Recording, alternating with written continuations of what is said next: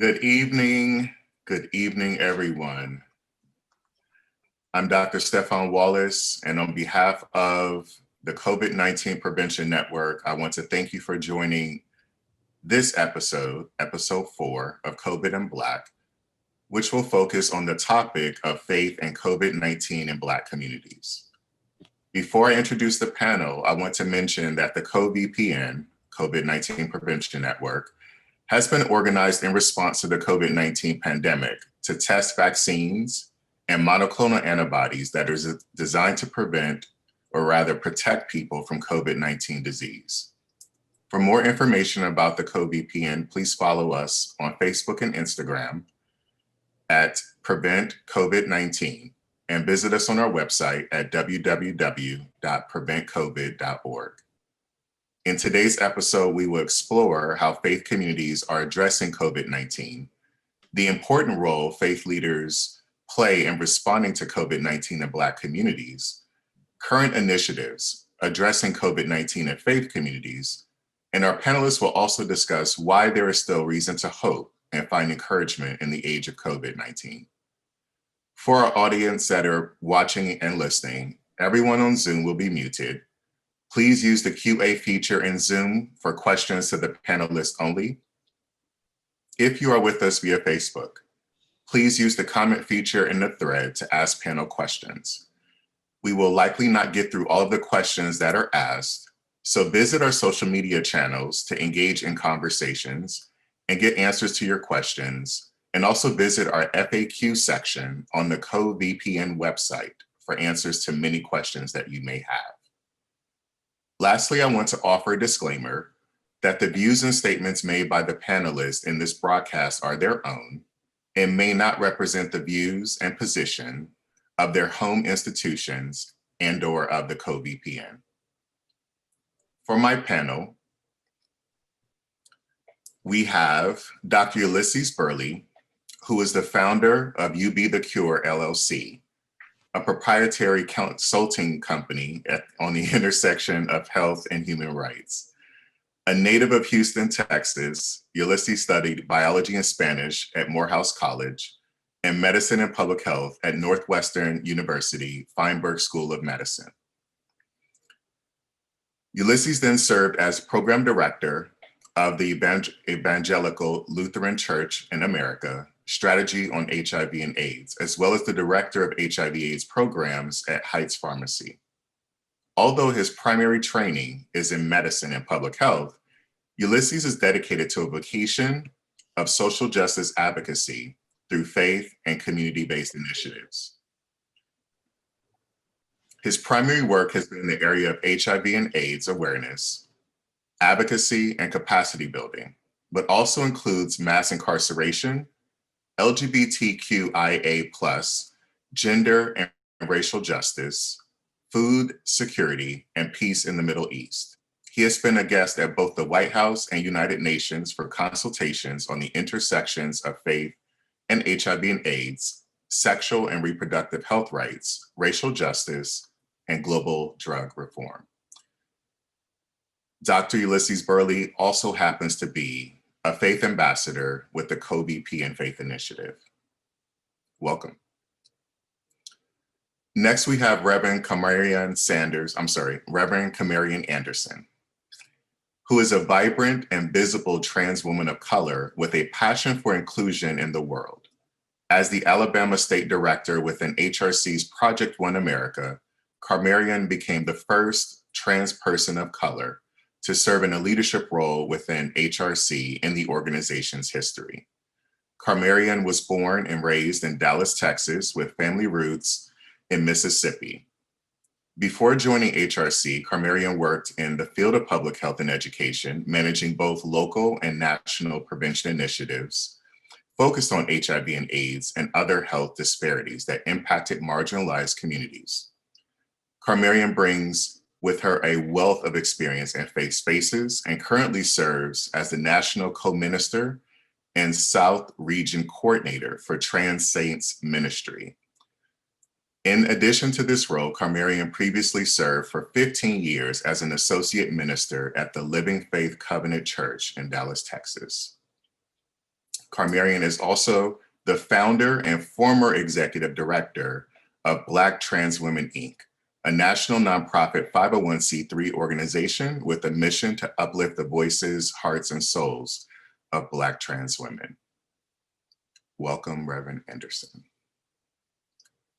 Our next panelist is Khadijah Abdullah, who is the founder of Reaching All HIV Positive Muslims in America, a nonprofit organization based in Washington, D.C. that addresses HIV, female genital mutilation and cutting, sexual health, and gender-based violence in faith communities through education, advocacy, and empowerment.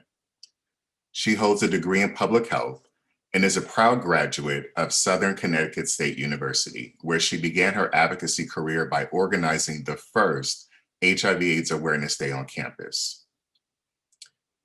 Khadijah is also a resident of Washington, D.C., and has dedicated her life to raising awareness of HIV and addressing stigma. She envisions a world where marginalized and vulnerable populations feel safe within their communities, regardless of sexual orientation, gender identity, HIV status, faith, or lived experiences.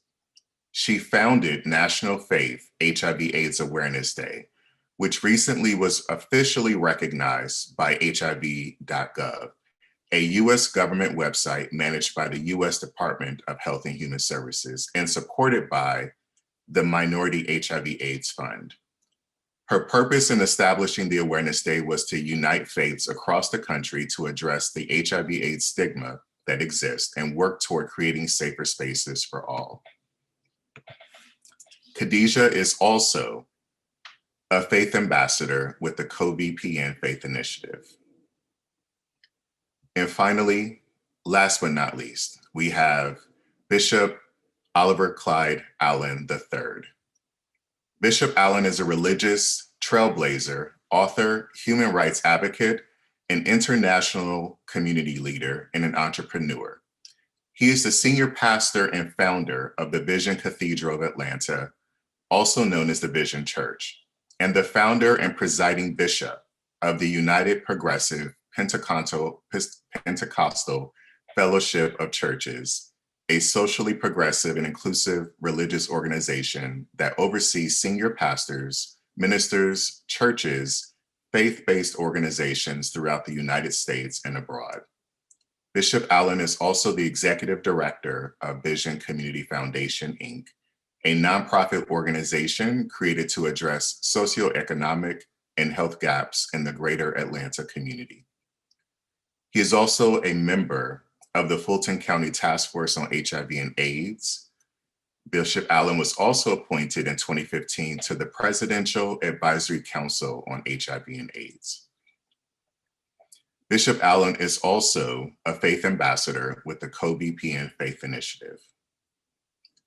So welcome, welcome, welcome to my esteemed panel.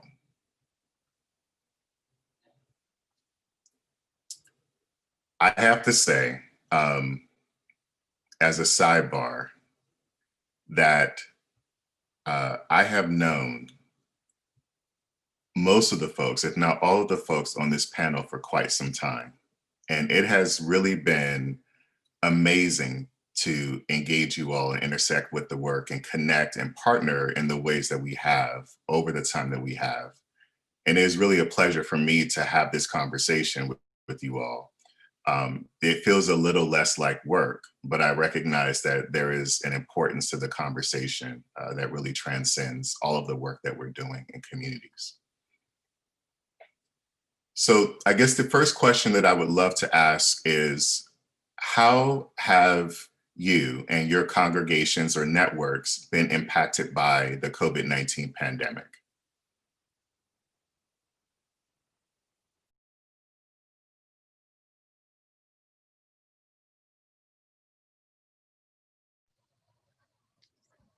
So I can begin. I serve as a lay minister at St. Stephen's Lutheran Church located on the south side of Chicago. We are a small community church of maybe 120 members on the roster, but we don't worship more than 60 during normal times and 30 on a good Sunday. Nonetheless, we are a tight-knit community church. We are a family, and we love to worship together, but we have not done so since March, at least not physically in our building. We have been having worship via conference call, which might seem like a step down from what most faith institutions are doing in terms of Zoom and video and Facebook Live, but our congregation is a more senior congregation, not as tech savvy, if you will, and to make worship as accessible as possible to them, we established a conference call line because we knew that at the very least our members could make a phone call. At the very least, they could dial in and hear what they needed to hear from the Lord. And so we've been doing that faithfully since March via conference call. We average anywhere from 16 to about 33 people a week on that call. And we have prayer, we have scripture, we have a preached word, and we have song. And then at the end, everybody can take themselves off mute. And we have community announcements and people speak to one another. It obviously can't replace the fellowship that we experience in church, but it has kept us and sustained us thus far. We did have one opportunity in late August when we had a good weather day. We were able to socially distant chairs in our garden at the church, and we had a worship service outside. When people came, they were able to sit more than 6 feet apart. Everybody had a mask. All of the bulletins were wrapped in Ziploc bags so people could access them safely. And it was just an opportunity for people to see one another after having not been able to do so for several months. And so that was a good reprieve for us, but we went right back in and right back to our conference calls, and we've been doing so since. Obviously, we've had to go out of our way to make sure giving has remained consistent. Again, online giving would be ideal, but we have an older population, and so we mail out offering letters monthly, offering envelopes monthly to our members with stamps, so that all they have to do is put their offering in and drop their envelope back in the mailbox to send to us, and that has been able to sustain us. Likewise, we've been able to access some of the federal funds that have been made available for small businesses, where churches were included in that, and we've greatly benefited from that as well. And so definitely a different time and a different space, but the doors of our church are still open, and we are grateful to be able to reimagine worship and what it means to be in the presence of God through these virtual and telephonic means.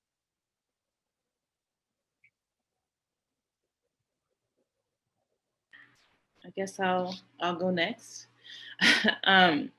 So the closest mosque or masjid to me is Adams Center, and we have one of the largest Muslim communities here in the DC area. We kind of outgrown our mosque. We had to add on to it over the last year or so. Have an outside area, like a pavilion type of area.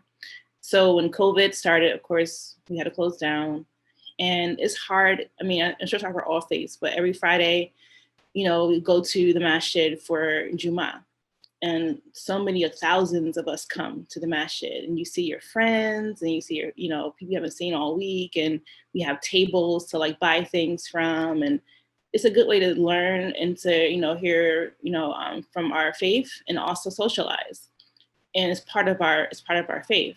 So when COVID came, we couldn't do that any longer, so it kind of put a damper on us, and the masjid shut down. And so we had to learn how to navigate that. And our imam, he did it online via Zoom. So you have the Facebook Live, for the khutbah or sermon, and then those who want to log in via, I think it was Zoom as a platform to log in here that way. But it doesn't feel the same, right? Looking at a computer and trying to feel that emotion. It doesn't feel the same. Seeing people around you worshiping doesn't feel the same at all. So as time progressed, we started doing things outside. So I mentioned we had outgrown our masjid. So we had this huge outdoor pavilion, like a cover on it. So they allow people to come wear masks and like kind of like socially distance, like 6 feet apart or so. And we were able to pray outside for a bit. And then now they're actually moving back towards going inside. It's a huge gym, and they have like these like ventilators and all these different things, and people have to like stand apart and everything. So some people are still uncomfortable going. People are still staying home, as an option. But those who want to go to the mosque or the masjid, they do go, and we have limited number of people come at a time. So for me, I haven't been at all to the mosque, just to be extra safe and precautionist for me. But they're trying their best to follow like CDC guidelines and the state guidelines to kind of create that space for people who want to be there and kind of get that feel for being in the mosque. And they mentioned Dr. Burley about giving. That has actually put a damper too. Like every Friday we have like fundraising and people would give, and it's harder when you're not there in person. So actually our mosque sent an appeal out to kind of donate and keep giving, because we need that to sustain ourselves and to keep going and provide this community for our community members. So that's where we are now. And for me, actually, since we are all virtual, I haven't had a chance now to see different mosques and their sermons. So from like Philly, I'm tuning into that, and into New York. And for me, I actually like that aspect, because now I'm seeing different styles and learning different things and different communities, and actually enjoying that part of it too. So it's a bright side to it, but you still miss being with people in the same space. Well, I will go next. And the great part of hearing you all speak is I know I'm not alone as a pastor, as a leader, as a faith leader, as just someone who's a part of the community. So your stories and where you all are is very encouraging to me. I will say that our congregation, it's been really a unique experience when COVID hit and we were in the dilemma of what should we do. We have a pretty substantial media department. And so we were already having these conversations about strengthening our production and making sure that our streaming would be up to par for our congregation. And I hadn't even quite made the decision around whether we would not meet. I mean, a lot of leaders were trying to figure out what to do. And so we have a number of scientists and public health officials and folks who work at CDC who are part of our congregation. We pulled them together. We had a panel discussion during our service. And, I decided that we would be virtual. We had never tried it. We just didn't know quite what that would look like. We're used to doing production, but the whole virtual thing was unique. Literally the day after that Monday, right after church, when we had that discussion, I started feeling under the weather. I got sicker. It became very clear that I was sick. We weren't sure. And that was within a few days, I was hospitalized and in quarantine and on oxygen at Northside Hospital. And that was the week leading into when we would be virtual, when I was supposed to preach and we were going to try to kind of galvanize everybody.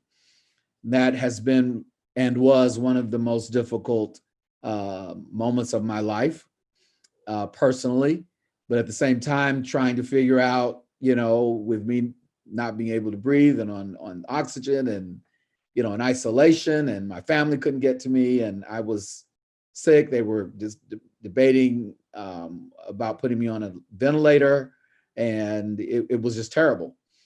But something really profound happened in the middle of that. And it was just folks began to step up to the plate. And it was just absolutely remarkable to see our media ministry, our community, our church find a way to navigate in the midst of it. And at the same time, there were people who were also testing positive for COVID in our congregation. And so, I'm one of those long haulers, so I'm still living with the ravages. I had pre-existing heart conditions and a heart condition. And so I've been living with that and in physical therapy and but in the midst of that, my church and my community has been absolutely supportive. And being an ambassador, in a very interesting way, again, it encourages me and allows me to know that I'm not alone, that we're all trying to figure this out and trying to face it. And the determination, the integrity, the innovation, the tenacity that I'm seeing with so many faith leaders in our community has been inspirational and transforming as we get through this moment in time. But we've been impacted. We've been impacted just like everyone else. And but again, I'm hopeful. I'm hopeful because we're having this conversation. Yes. And I think for me, and I waited to go last because my story is just a little bit tad bit different, being that I now am in Alabama and I was offered to be back on staff with my church in Dallas because of this virtual world. I don't have to put a lash on, praise Jesus. I can put a dress over my muumuu if I got to be seen. So it's a little bit different and it's a little bit comfortable for me, especially for someone who was reared in the church, who's a bishop's kid, and then also in ministry and being there, 2 hours early and being there every time the doors of the church open. It's been really different. And I will tell you that I had anxiety the first couple of months because I'm just used to being around people. I mean, when I came to Alabama, I started attending a church that I did not join because I just love to be in worship. Because forsake to assemble yourself among believers. And there is times where I need to be around those believers for strength. But we have really, I believe, have mastered connecting with people during this virtual time. The message is still going out. Like Dr. Ulysses said, the tithes and offering are still coming in. I talked very religious to my bishop and senior pastor back in Dallas. And one of the things that I'm often, because I give out of state, is that are we lacking? And we are bringing in more because I think people are paying more for the convenience. And I hate to say it that way, but at the same time, we've been able to reach outside of the four walls. We've been able to reach outside of just our city. In our state, we now have supporting members all over the United States because they happen to drop in on a virtual service, felt the presence of God there, and they start giving. But as it relates, to the brick and mortar side, I can't wait, to join back, but I'm taking full advantage because my worship, no matter where I go, is going to stand. It takes nothing away from my salvation. Because I also run a ministry through the National Office of My Reformation, I can tell you what we have seen as it relates to our LGBTQ, particularly the trans community, since that's the ministry that I lead. Because we did not welcome them before the pandemic, they're certainly are not showing up during the pandemic. And that worries me. That's very challenging. We've had death in our community, and I'm having to be called to help utilize that person during their funeral time or, give comforting or words or provide a memorial because there are just, clergy that just are not educated enough to understand that if COVID hasn't taught us anything, what it has taught us, it just doesn't discriminate. And I like to switch that around and say, during this COVID time is salvation is free for everyone. And we're in a pivot time, I believe, during this time of isolation for those that have gone back to their four walls or to their spiritual places. And I know, my own brick and mortar ministry are, 6 feet apart. They're doing everything they can to keep the congregation safe. But outside of those four walls, for those few that are still going, there is still a lot of work to do. And I really think that the way that we have technology, even though we can't go out and do outreach, go to the highways and byways, the old church will say, we can't do that right now, but we certainly can educate ourselves to increase more knowledge so we can ensure that everyone is hearing the message. And that is what I am actually seeing. And that's I am promoting to the audience is that become educated because we're losing people during this COVID time. They're losing their faith. And if anything, especially in Black culture, our faith means everything. And so we need some ministries, if that's virtual brick and mortar, to just make sure they're doing their part. to accept those that are marginalized, and provide some welcoming hermeneutics that is going to allow us to come in. Because if we give up our faith, then we give up on everyone, and then we're out there by ourselves. And we don't want to create being a reprobative mind. We want to make sure that we're able to join in with those who are accepting us. Thank you for all of that. I would imagine that many of you believe that a faith sort of engagement, or faith organizations and faith leaders play a critical role in engaging communities and supporting communities, even beyond their congregations themselves. So I guess the next question that I would like to pose to any of you is, what do you think the faith community's response to COVID-19 is? What should it be? How can faith communities respond to COVID-19?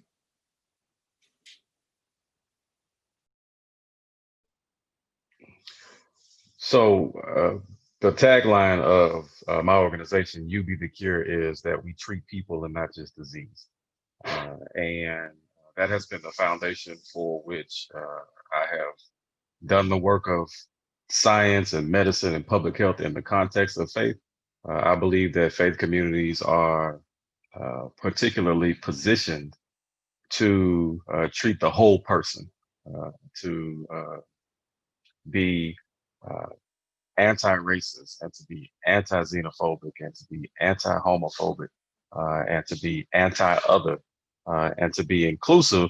And we know that when people's whole selves are embraced and loved, that the body follows in their health outcomes.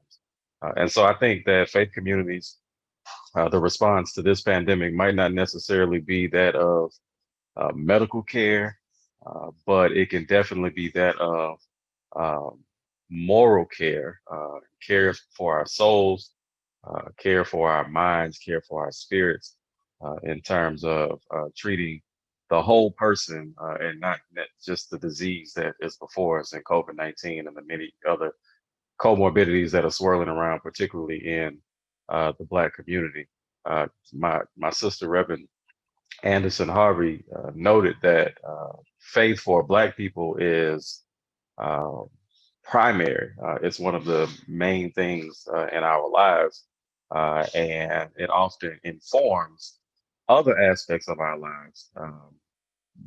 Pew Research has studied this dynamic in saying that African Americans are the most religious ethnic and racial group in the United States, not only in our attendance to worship services, but also in our engagement of sacred text, and in our interpretation of sacred text literally.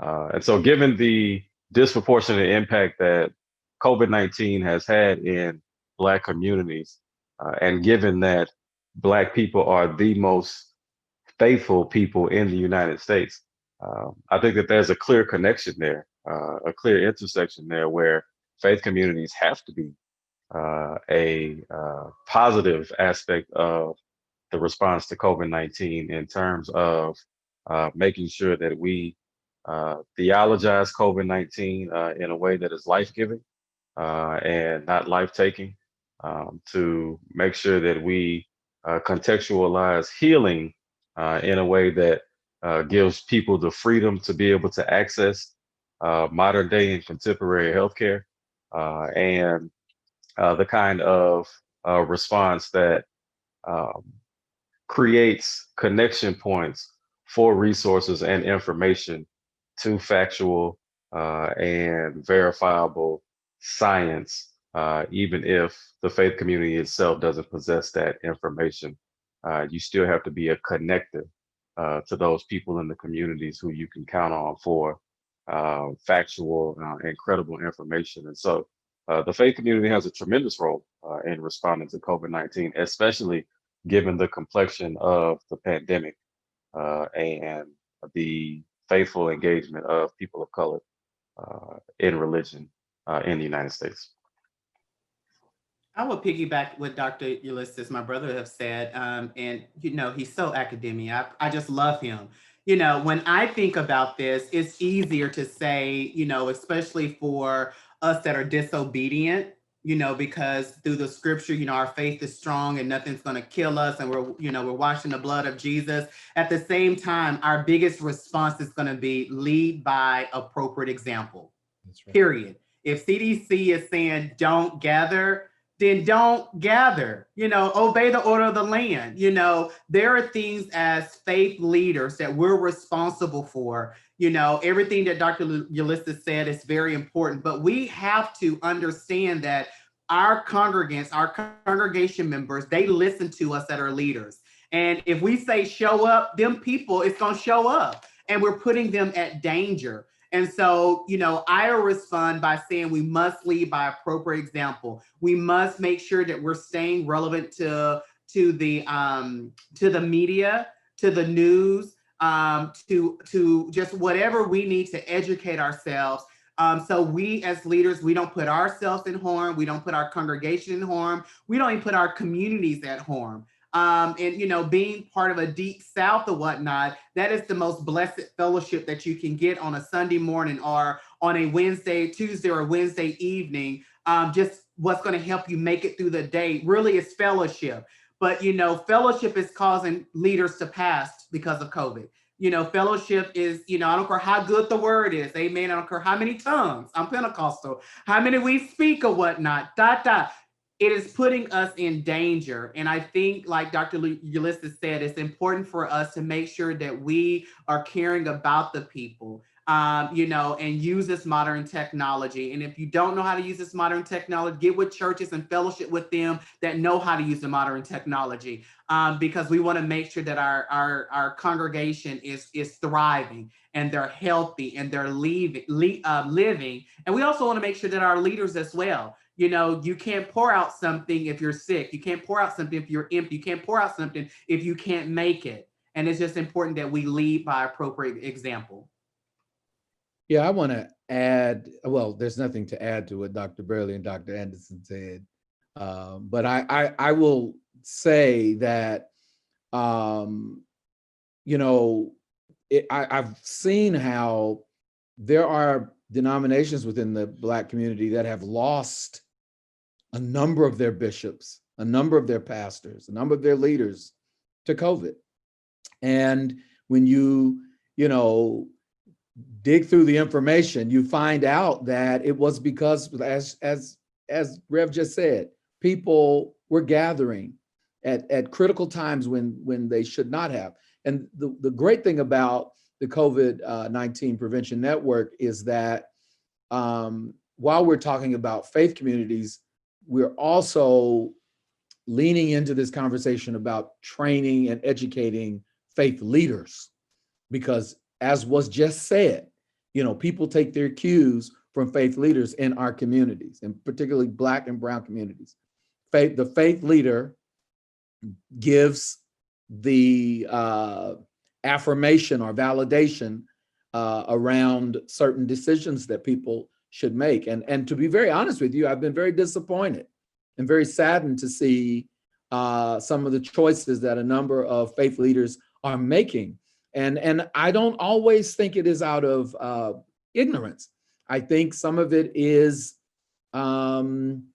just a number of complicated ways in which faith leaders are not always responding the way that they should. But just as there were the protests around social justice, we have got to raise our voices and raise our tenor and our tone around healing justice. So not just about social justice, but about healing justice. Most of our churches, our mosques, our temples are places of healing, of places of education, are places of strength.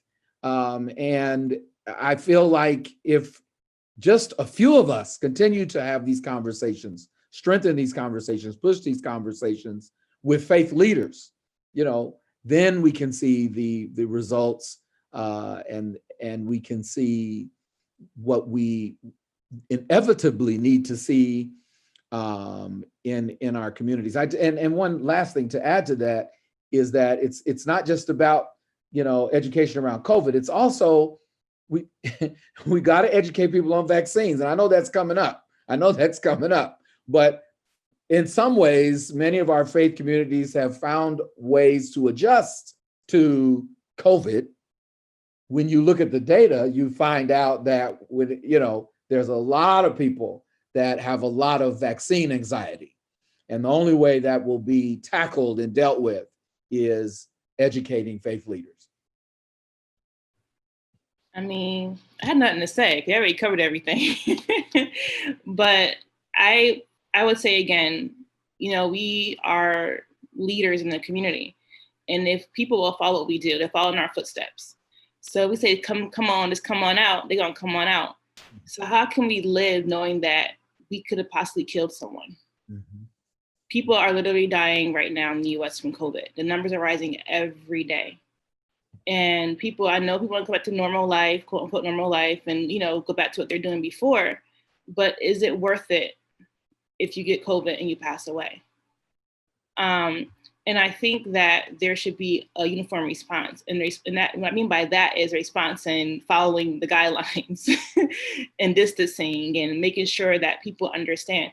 And if you don't have the information, bring in an expert to talk about it for you, or watch the news, or keep up with the stats, because we are all aware of what's going on in regards to COVID. I mean, it's right in our faces. Every time you turn on the TV or open the computer and turn on the internet, there's something going on about COVID. I know some communities that I know in New York, like there's the elderly population, for example, they can't go out and get food, and are they alone or isolated? So they are getting food for them. So that's one thing you can do as faith leaders, like mobilize and bring together people who can help those who cannot help for themselves. If they are alone, if they're isolated, if they might need medical care and can't get there. Like I know a lot of times people can't get in the bus now because buses have closed down because of COVID. And they can't get help for medical attention because they have no way to get there. And so we have to think about that as well. If you're in a community where people have social determinants where it prevents them from getting food or getting to the doctor, or, they might not want to go to the hospital because they're afraid to contract COVID. So we have to keep those in mind too. This one community is passing out PPE to people, so if they're essential workers, providing them with masks, because some jobs don't have masks to protect them while they're working. So I think it's very important that faith leaders take the lead and they make sure that they are being great role models to their communities, because if not, people will think, well, my faith leader said it's okay, so I'm going to do it too.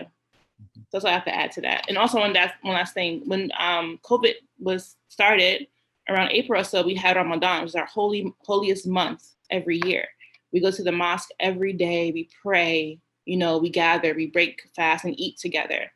And it's a sense of community and belonging for Muslims to go to the masjid for Ramadan. And, we can come closer to God, and we read the whole Quran. We read a part of the Quran every night. And Ramadan, one of the best experiences for us. And it's all about community, right? So when COVID is around, we couldn't go to the mosque for Ramadan. And people's faith, they didn't feel that spiritual high that you seek from the masjid for Ramadan. So it was hard. But at the same time, we saw that we can persevere. We can get through this.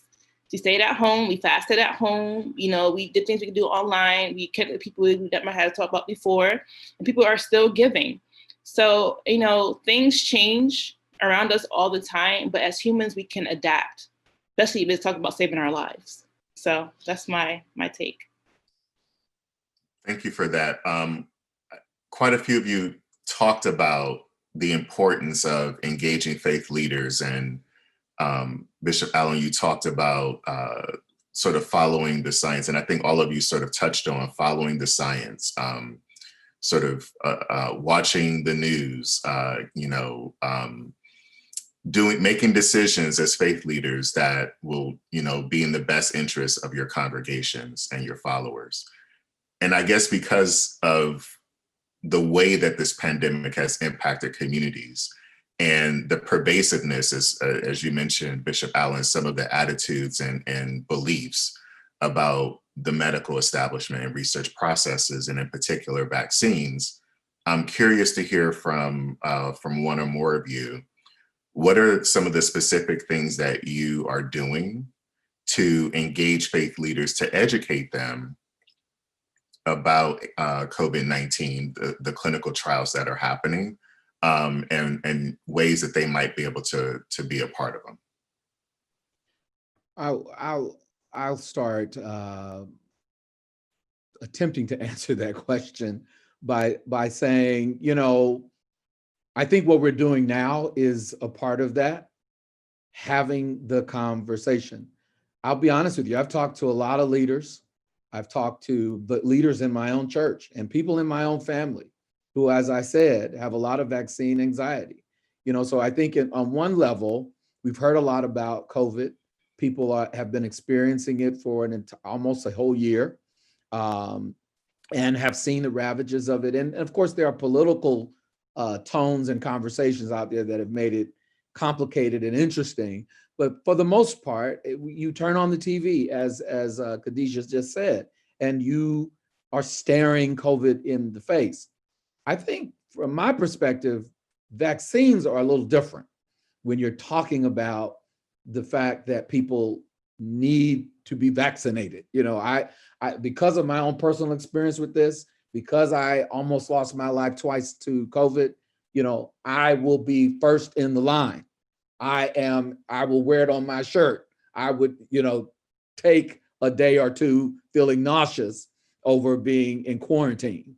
And that's where I stand. But, it's interesting. I talk to a lot of people. I talk to faith leaders.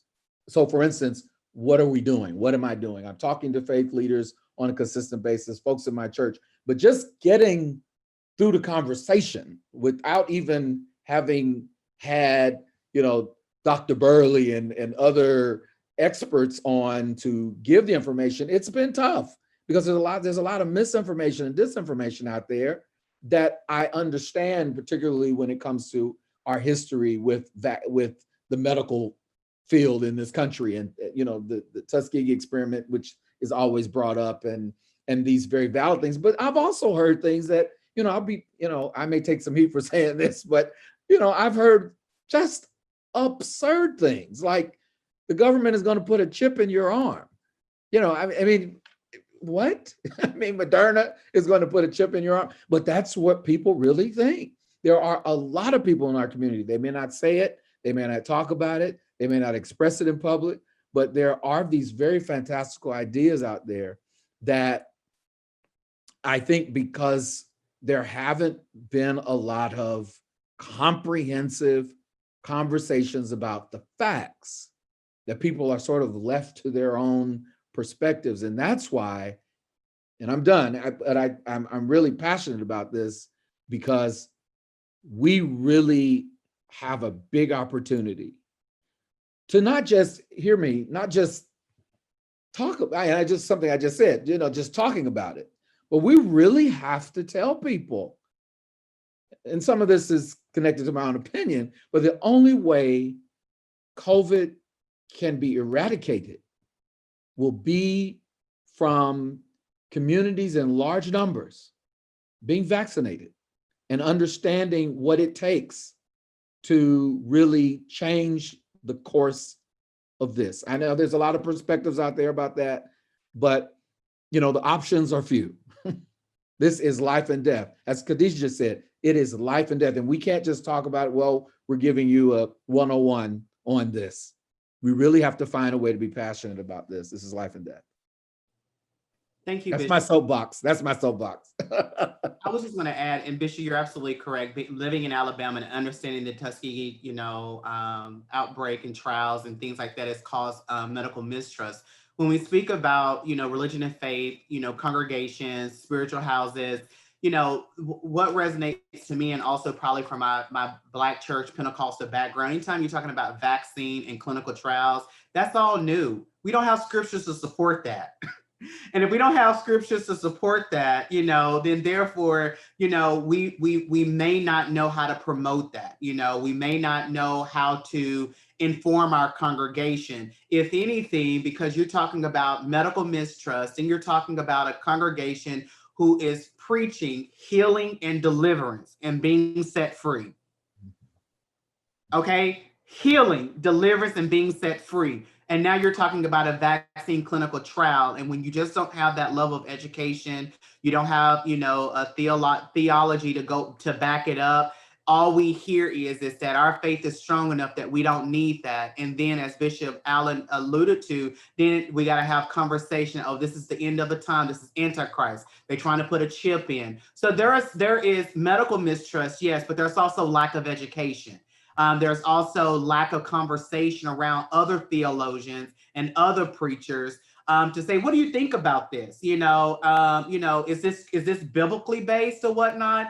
So it's very challenging that we as leaders in congregations and those congregations who are a little bit smarter, who watch the news, who do their own research, but we're not budging because, again, from my background, if I can't find a scripture to it, then it's going to be hard for me to teach and to convince them that this is of God, this is of the divine, so go get your vaccine. And I think that right there is where the tug of war actually begins with institution who's promoting versus religion and faith and spiritual practices. So how do we change the hearts and minds of faith leaders? Like what is the message? What is the conversation? What is the tool? What is necessary to help change the hearts and minds of our communities with respect to vaccines and clinical research? Because as you mentioned, Bishop Allen, and this is, vaccines have been shown to eradicate multiple diseases and to greatly reduce their impact several times over for other diseases. So it's not far-fetched that, that we could assume that would be the case also for a COVID-19 vaccine. So how do we get there with our faith communities and our faith leaders? Have you seen people change their hearts and minds? And if so, what was the catalyst to that? I will just add this. I don't think that from an institutional level that we offer a lot of professional development to our faith leaders as it relates to outreaching directly to the congregation leaders. These webinars, and like Bishop said, is the first step for us to have conversation. But if they're not on here, we have to find a different way of outreaching and inviting them intentionally just to have this conversation and use it as a professional development tool. The more that they are aware, the more that hopefully they'll go out and do research for themselves and engage us to have conversations and link for those that are aware that, these vaccines and clinical trials can be supported, and this is how. But if they don't know, because they may not just show up, just with an invite of a flyer, I think we have to be intentional about reaching out to those that we want to be educated, who's making a difference, and who also certainly is high up to make a command to their congregation, and they'll listen. I will also say that something that Dr. Burley said that I would want to unpack more, and that's this statement that he made was just really great, to theologize COVID and to theologize to theologize vaccines. There's a way in which over time we found a way to integrate a theology around HIV and AIDS. We have found ways to theologize a number of social things and social events and things that have impacted our community. This is new. Vaccines aren't new, but we do need to pull theologians and activists and religious leaders from all places together in some kind of way that finds a way to look at this from a theological lens. When we talk about vaccines and COVID, we also can't forget that there are still people who are afraid to get a flu vaccine. I mean, I can't tell you the number of conversations in just this week that, people, well, I won't get a flu vaccine.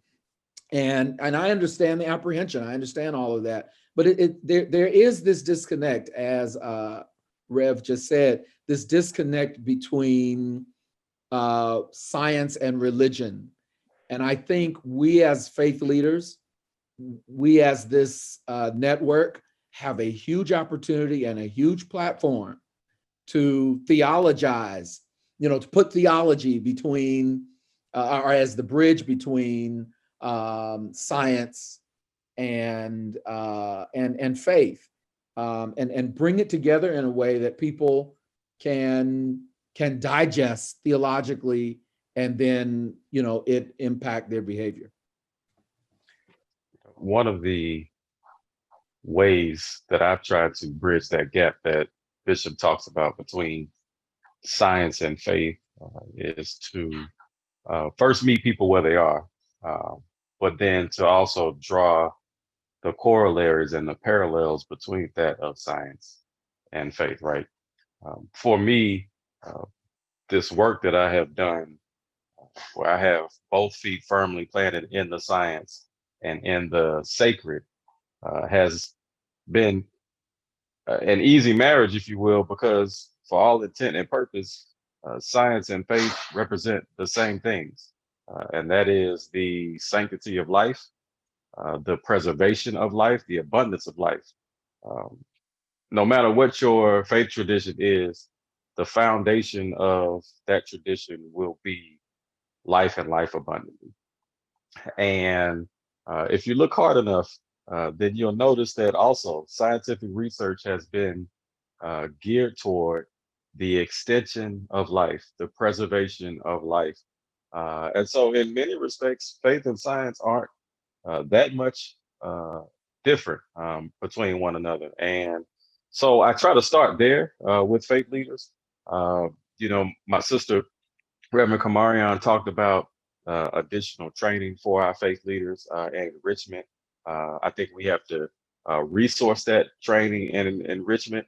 I'm fortunate enough to join my colleagues, Khadijah and Bishop Allen, as ambassadors for the COVID-19 Prevention Network Faith Initiative that has invested in the education and engagement with faith communities.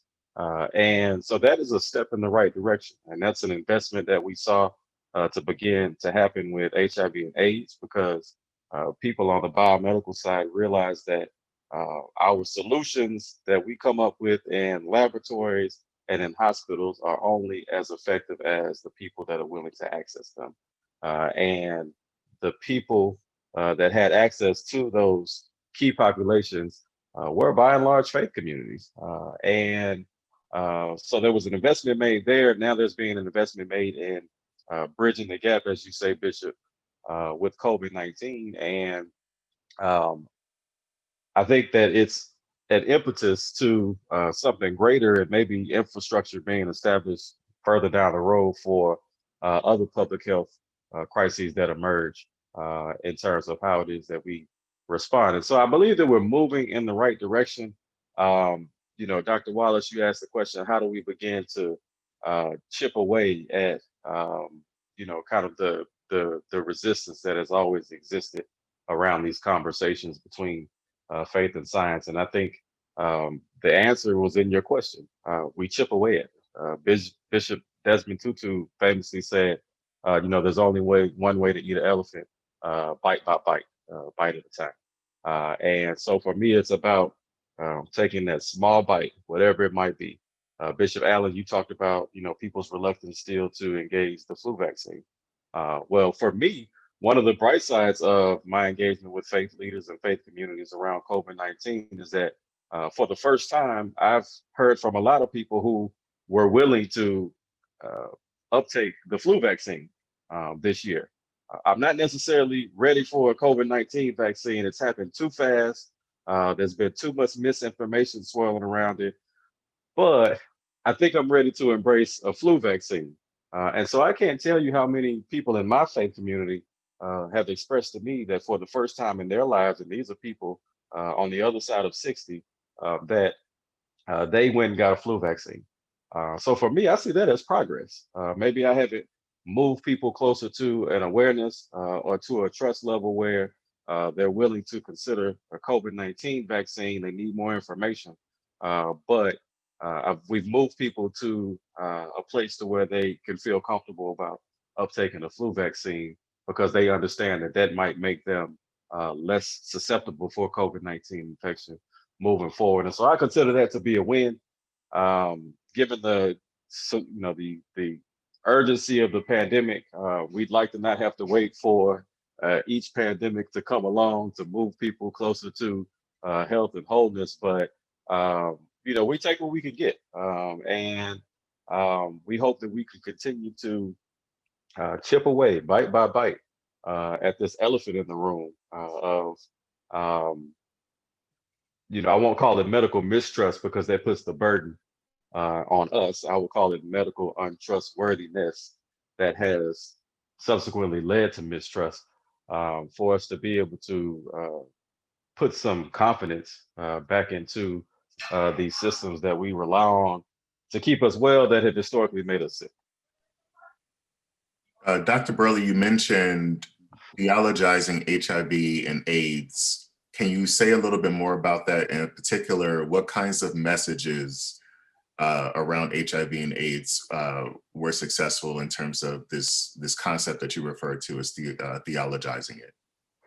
Absolutely. One of the things for me has been around the gospel of healing, I call it. In my faith tradition, Christianity, the gospel is one, big story about the healing ministries of Jesus Christ and his disciples. And in many regards, that healing was always complete and whole. There was a woman with an issue of blood. She accessed power from Jesus instantly. Years and years and years of health disparities went away. There was a blind man who was able to access the healing power of Jesus, and instantly, right away, he could see again. And so, because of stories like this, we have internalized the concept of healing as being instant and as being whole, and not necessarily being a progressive state of wellness. As it relates to HIV and AIDS, and a currently incurable disease, but a disease that can be controlled and managed such that people can live out their normal life expectancy, it's been important for faith leaders to reimagine what it means to heal. And so a part of my work has been to work with faith leaders to theologize HIV in a way such that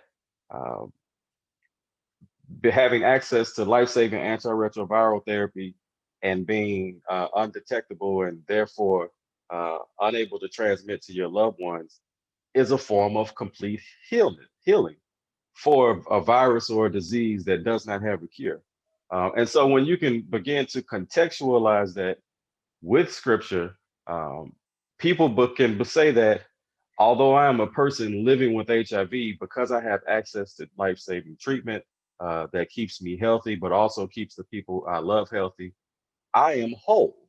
And that is my healing. That is my cure, even though there isn't a cure that currently exists. And so I think we have to do the same thing for COVID-19 in terms of the prevention of COVID-19 through a vaccine. And we have to contextualize the process of vaccinology as a form of preventative and protective healing that is a natural process that all of our bodies engage in. It's just an assistance in that process.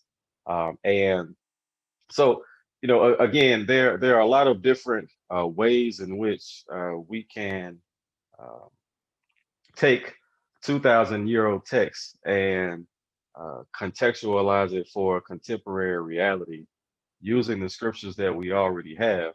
But it has to begin with a certain level of open-mindedness toward this common theme of life and life abundantly that exists in both faith and in science.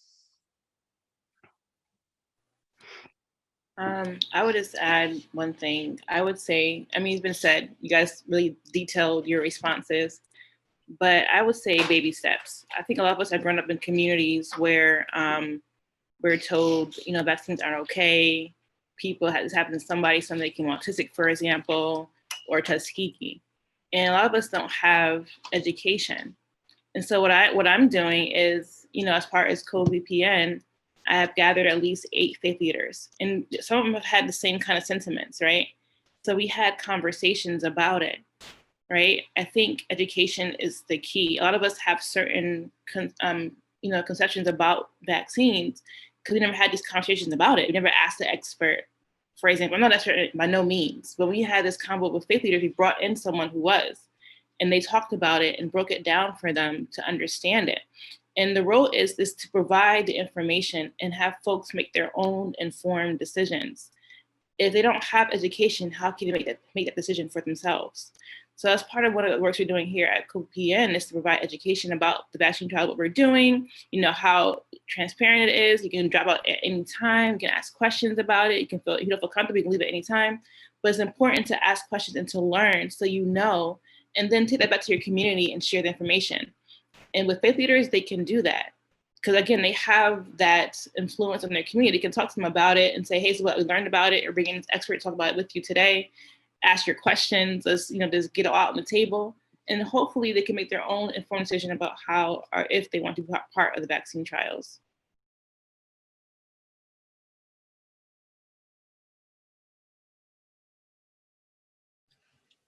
Great points all together, all around. So we've had quite a bit of conversation around messaging. And I'm also sort of curious to hear from you all, given again, the amount of lift involved in responding to sort of the massive amount of misinformation that's out there in communities. What are, I guess, your thoughts or ideas about how do we better blanket communities with information that's accurate, that would allow them to inform their sort of process about whether they're even in support of the research that's happening, let alone interested in being a participant? I think one of the things that comes to mind for me is the politics, as Bishop Allen referenced, that have sort of overlaid this entire process. And I think for many people have sort of colored the way that they view it and sort of think about it. And sort of thinking about the politics and sort of the political conversations around COVID-19 and the clinical trials, but also there's clearly a need for information in communities. Dr. Burley, we've been on panels together, and many of you have been on having conversations in communities where you may have heard that people really want additional information to sort of make informed decisions about this. So how do we get this information out? And what are some of the ways that you would suggest that faith leaders could play a role in that? Can I start by saying, I think it's twofold. As you just stated, we have to be committed to educating our communities, but we also have to lead by example. You know, a lot of the political rhetoric that we see is based on example. I mean, if the previous president of the United States, no matter what he said, it's what he did or did not do. So if you can say whatever, but if you don't wear a mask, then you are leading by example. And there are millions of people that have followed that example. And so, to bring it down to what I think faith leaders can do is, if we're talking about vaccines, first of all, like I said, it's twofold. So we need to educate folks. But once a faith leader understands the information, and hopefully if they were on another side of the track, maybe can adjust a perspective based on the facts, then it starts with the leader getting vaccinated. It starts with, we know this over the years that a lot of not a lot, but enough faith leaders as of recent would take the step of getting tested for HIV in their pulpit, or would find a way to communicate very publicly that they got tested. And that in many ways impacted how people saw or how people interpreted the conversation about HIV and AIDS. I don't think this is any different. And so we need to educate clergy, but clergy can lead by example, by getting, vaccinated, by talking about it publicly, not just about the information, but what they do publicly and privately as it relates to COVID. And I'll just add to what Bishop has stated, but I do think it's a greater responsibility for us that are leading. I will say, since COVID has hit us, there's been very inconsistent messaging. So it's very difficult to which message to follow, which message to promote, which message to be guided by. But I'm from the old church. Can I just preach a little bit? The old church used to tell us, take a look for yourself. And when we get in the greater responsibility would be is that whatever message that you are obtaining, however you're getting it, research, take a look for yourself. That will take you a long way, because we found out in some of our faith leaders, they have steered us in different directions, and they have not always been faithful to the gospel.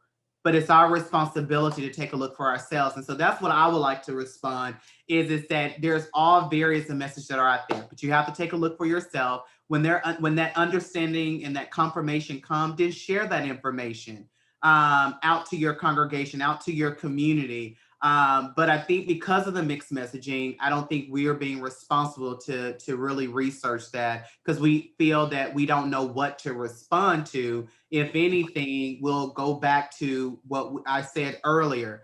Well, I can't find no scripture attached to it, so I'm not going to preach it. I'm not going to promote it because there's no resources to back up the inconsistent messaging, because we're not taking the opportunity to research it for ourselves before we give it out. Can I say that there also has to be a certain level of responsibility and accountability for the hierarchies that oversee these community-based faith institutions. Just as Bishop Allen spoke about, being accountable at the executive level in politics in the United States. Many of the faith communities that have access to, all of these people are governed by some higher body or higher entity. And in my work around HIV and AIDS, I cannot tell you how many times I had private conversations with faith leaders who would say, listen, I actually support what you're doing. I support this message of inclusion and, progressive thought. But I can't get in my pulpit and advocate for HIV testing, or I can't get in my pulpit and advocate for the inclusion of sexual and gender minorities. Because if I do, the powers that be are going to have something to say about it. And I have my livelihood that I have to account for, and I have my family that I have to take care of. And I know that it has happened in my own faith tradition, my own denomination, where you have people who are fearful of preaching certain messages because they don't want their call to be in jeopardy. And it's ironic because those messages are very much so in line with the social justice gospel of Jesus Christ in the Christian context. But somewhere along the way, social justice became, antichrist among a certain sect of folks. And so you have faith leaders who are willing to embrace these messages, but aren't able to do so because of, a tight grip, a tight rein on their ministry from these powers that be. And so there has to, I'm not going to put all of the onus on, local faith communities, because I understand the hierarchies involved, having served on the executive committee of the World Council of Churches for a period of time. And so, we have to access these denominational heads and these powers that be to say, allow for your servants, these disciples that have been called to this work to preach their lived experience based on the gospel without fear of reprimand or losing their call or their livelihood being in jeopardy.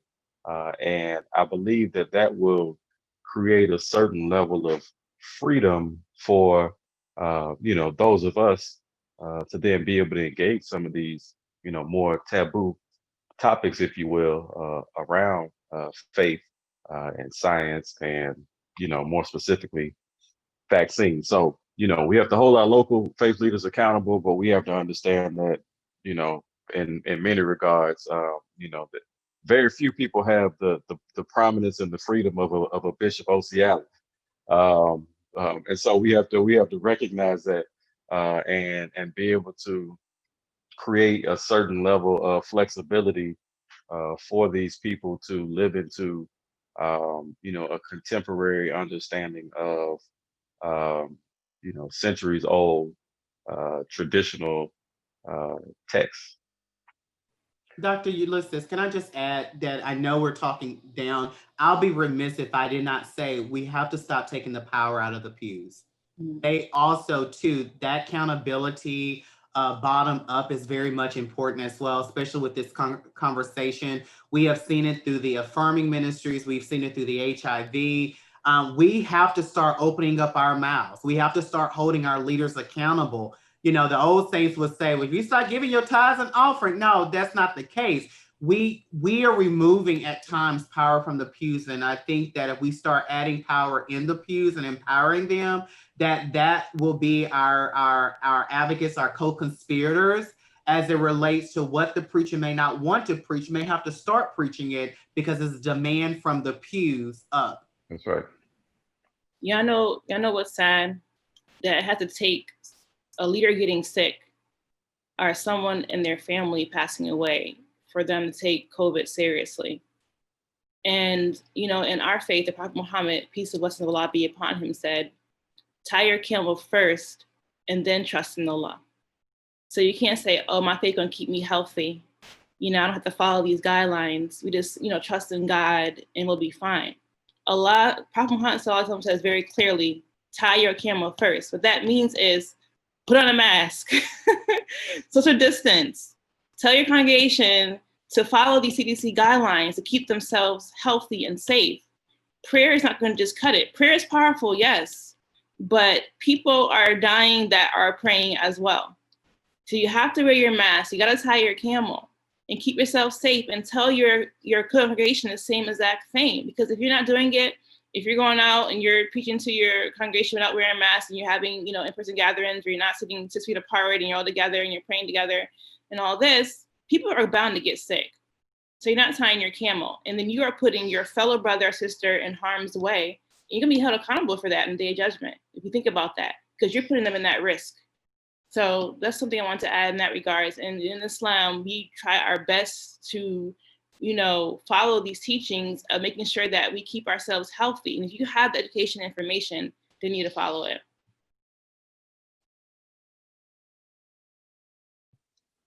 There is an important overarching thought around not just the message, not just the importance of the message, the frame of the message, but also the role of the messenger. And how all of this comes together and really sort of ties into the concept that Dr. Burley referenced about theologizing the message and really linking it to faith texts to really help faith communities really understand and contextualize what does all of this really mean for me in my life and for my families. I really appreciate all that you have referenced today in this conversation and the passion by which you've communicated your perspectives. I would be remiss if I didn't ask you, my esteemed panel, if a safe and effective COVID-19 vaccine were to be approved, would you take it and would you recommend it to your family? Yes. What he said.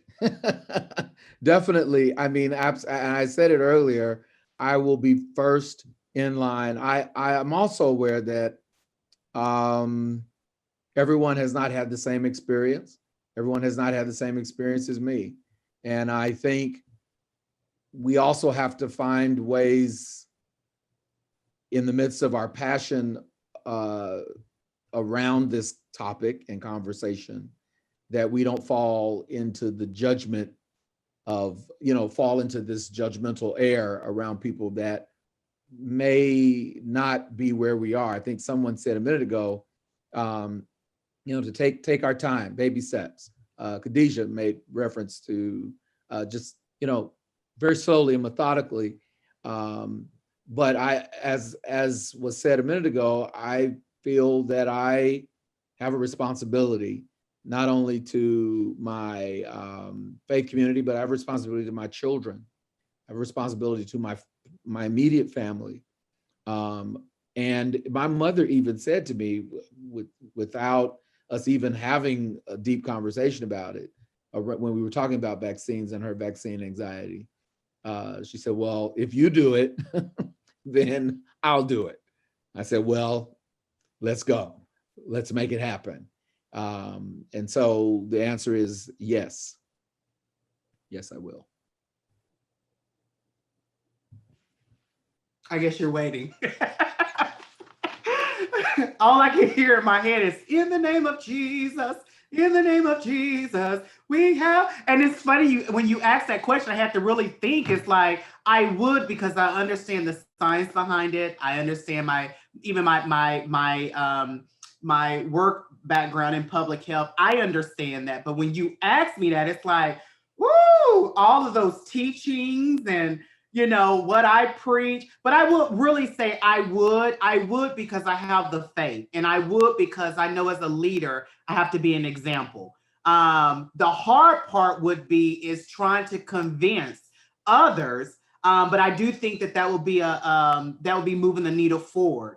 If I did it, if the community that I serve saw me do it, I'm able to promote it. And I'm able to put a theological concept behind it, and I do feel that I will do it. But you had me thinking a little bit in that quick moment. If you asked me 5 months ago, I would have said no. Mm-hmm. But I have experienced loss. My uncle passed from COVID, and it really shook, our family. And to think that there could be a vaccine out there that's safe and effective, that's out there that can come and protect others and their loved ones from passing away, then, that's something I definitely would consider. I think a lot of the times people are considering like the vaccine being created so fast, like you're pushing it to come out so fast. It can kind of cause hesitation. And I've had these same thoughts myself, not gonna lie and say, yay, I'm like all on board. But now that I'm getting educated and learning more about this process and what's going on and asking questions, it has helped me feel more comfortable. So if a safe and effective one is released, I would take it because I want to make sure that I'm here for my daughter and I'm here for my husband and for my mother who's elderly, who's older. I don't want to lose someone else. I lost my cousin last month. It's just like there's so much going on. So do we have to keep losing people before we say, okay, I'm going to consider a vaccine? Or are we going to go out there and educate ourselves about it? So if it's safe and effective, yes. Thank you for that. In our last 10 minutes, and before we get into before I get into my sort of full wrap up piece, I want to ask that you take a moment and reflect on this conversation And if you could provide a 1 minute or less word of encouragement or hope to faith communities, faith leaders out there, what would that be?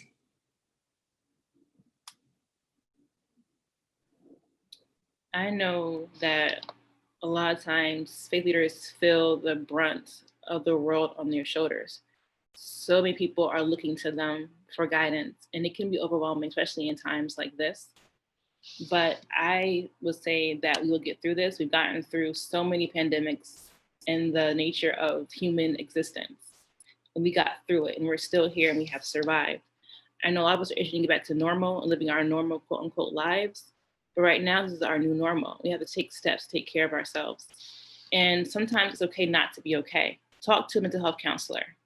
Like, you can still pray, but talk to someone who can help you too. You know, I know there's a stigma around that, especially in Black communities. Oh, what's wrong with me? I need to go see the mental health counselor.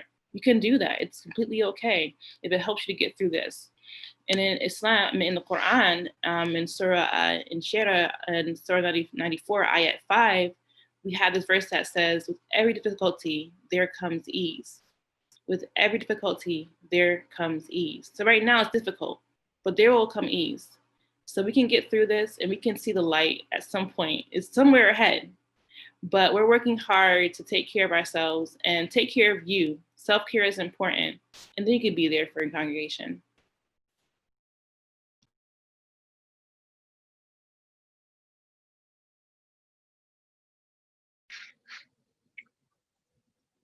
So it's estimated that only 10 to 20% of modifiable health outcomes happen within the structure of healthcare facilities, hospitals, clinics, laboratories.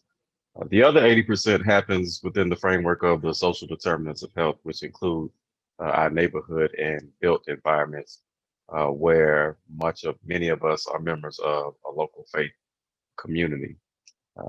I say that to say that even in the midst of a global public health pandemic, the role of the faith leader is still paramount, and maybe even more so than that of healthcare providers, because you have an opportunity to meet people where they are in their homes with a spiritual level of love and care and compassion that meets both their sacred needs, but also their health needs.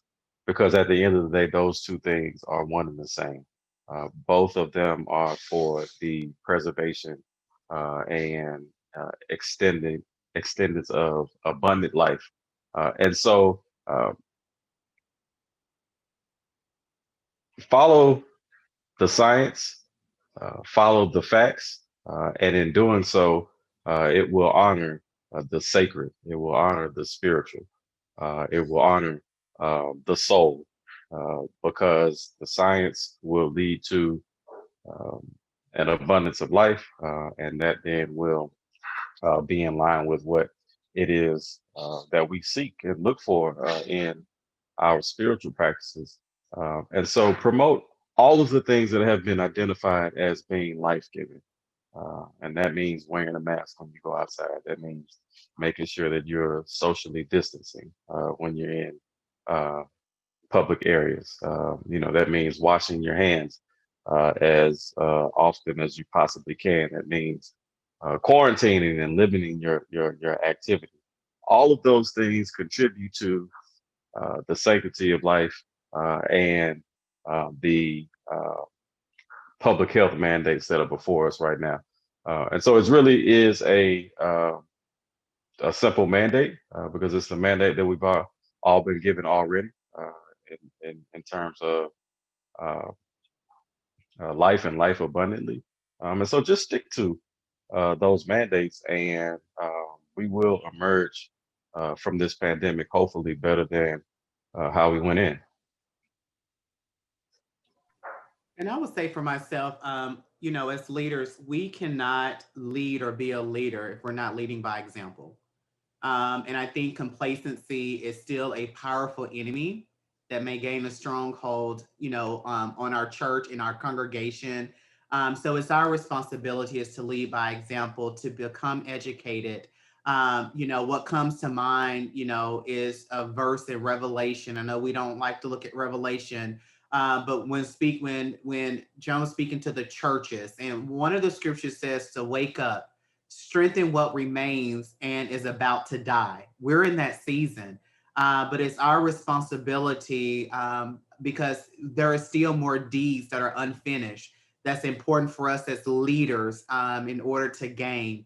And so I just will encourage, my hope message is that, we find ways to educate ourselves, share that information to our congregation so that we may all live and be in peace. Well, there's really nothing to add to what these amazing panelists have said. That's actually the truth, because they've said it all. What's clear is, we talk about hope. We are the hope we're looking for. We are as the statement goes, we are the change that we've been looking for. Well, we are the hope, particularly the Black community. We have gotten through the pandemic of chattel slavery. We got through the pandemics of racial oppression, and we're still getting through it. But part of the reason why we continue to stride and make strides is because we, in some ways, it can feel very divided, but we are together. We are family. We are unified in many ways, if nothing more than just the energy of our people and our community and our culture that keeps us moving forward. And so, no matter what our faith tradition is, no matter what our economic status is, no matter what our politics might be, we can not only tackle this disease, but we can also be the template. I mean, we can be the template. If we just, this conversation is a template, because we're not the only community that is trying to figure out, while we are most impacted, every community on this entire planet, everybody is trying to figure out how to handle and deal with this global pandemic. And that's the amazing part. Whether you're in Iceland or Argentina, whether you're in China or Hawaii, everyone is facing this. And so this mandate that Dr. Burley talks about is a global mandate. But if we figure out how to have this conversation, if we as faith leaders figure out if we discuss the nuances of this, if we keep the conversation going and we find a way to theologize this, if we find the bridges and the ways to connect the dots, we will be a template for the rest of the world. Because even with the vaccine, even with more education, we will be living with this. This is, as Rev just said, this is the new normal. This is it. The DJ said, this is it. We will be living with this. And if there will be no magic wand that will get us back to where we were. There are some theories out there. There are some perspectives out there that might even suggest that the universe has been in a reset. And so some of what we have been experiencing has some intention to it. And there might be a way in which all of this continues to bring us together, continues to unify us as communities, continues to unify us as a people. And that's my statement. We are the hope. We're looking for hope. It's us. It's us. Thank you all for those words. I want to make sure no one else had anything else to